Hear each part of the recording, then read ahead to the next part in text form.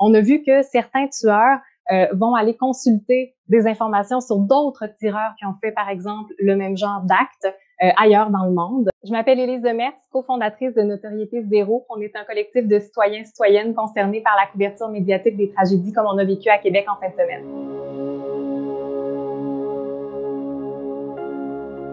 On a commencé nos activités il y a bientôt 4 ans, après les attentats de la Mosquée de Québec. Donc, on était des citoyens, citoyennes vraiment concernés par ce qui s'était passé, puis on se demandait qu'est-ce qu'on peut faire pour éviter que ça se produise de nouveau.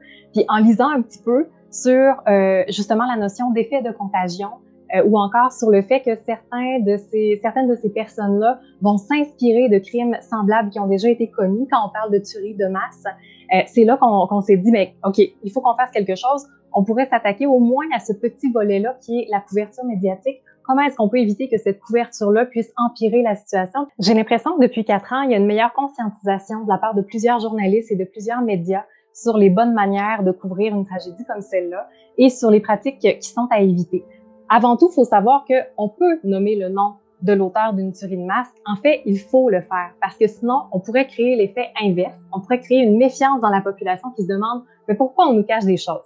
Donc, c'est OK de donner de l'information à la base lorsqu'un événement comme ça se produit. On peut axer notre couverture médiatique en prenant de l'espace pour parler des ressources qui existent. On peut donner la parole à des experts, à des expertes qui viennent nous expliquer ce qui s'est passé. C'est normal que la population ait besoin d'explications, ne serait-ce que les familles et amis des victimes ou la communauté dans laquelle un drame comme ça va se produire. Mais au lieu de faire de la spéculation, on peut attendre d'avoir des bonnes informations aussi à partager avec la population lorsqu'on fait la couverture journalistique. Je pense que pour le couvrir adéquatement à partir de maintenant qu'on connaît son nom, maintenant qu'on a vu la photo de lui encadré par les policiers qui rentraient dans la voiture de police, là, ça, c'est de l'information qu'on a eue. À partir de maintenant, il y a plein de choses qu'on n'a pas besoin de voir. Par exemple, des photos de lui dans sa vie privée, des photos de lui qui se serait mis en scène lui-même, par exemple, sur ses réseaux sociaux. On n'en a pas vu circuler encore, mais c'est pas impossible que ça fasse surface. Une autre bonne manière de rapporter la nouvelle, je pense que c'est d'éviter d'aller chercher peut-être des témoins qui ont très peu à voir avec l'événement. Dans le cas du tireur de la Mosquée de Québec, il y a de ses enseignants du secondaire qui avaient été questionnés.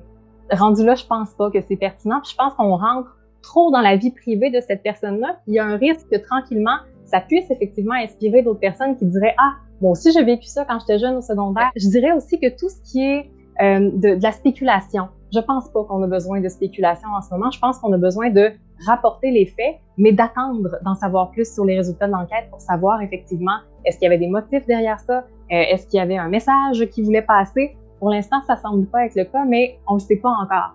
On peut avoir une tentation peut-être un peu morbide, d'aller en apprendre plus sur la vie de cette personne-là, mais dans les faits, ça va vraiment servir à rien. Mais ce que je dirais aux citoyens, citoyennes, peut-être qui sont préoccupés et qui ont envie d'en apprendre plus sur ce qui s'est passé, c'est vraiment d'attendre que les informations fiables leur soient partagées par les médias. C'est leur travail de faire ça, de pas commencer à essayer de faire une enquête de votre côté non plus.